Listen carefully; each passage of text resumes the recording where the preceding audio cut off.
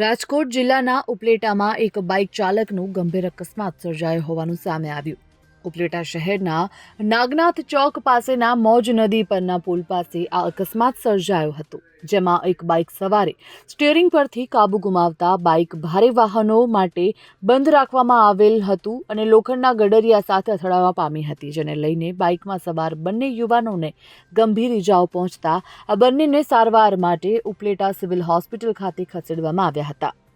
હોસ્પિટલે લઈ જવાતા ત્યાં હાજર તબીબો દ્વારા બંને ઇજાગ્રસ્તોમાંથી એક 14 વર્ષીય બાળક ફૈઝાન ઇલિયાસભાઈ મુલ્લાને મૃત જાહેર કરાયો હતો, જ્યારે અન્ય એક યુવાન ફુરકાન સલીમભાઈ પિંજરાને ગંભીર ઇજાઓ હોવાને લઈ પ્રાથમિક સારવાર આપવા માટે કહેવામાં આવ્યું છે. તેને વધુ સારવાર માટે જૂનાગઢ બીજી હોસ્પિટલમાં રિફર કરવામાં આવ્યો છે. Bureau report, Gujarat fight news.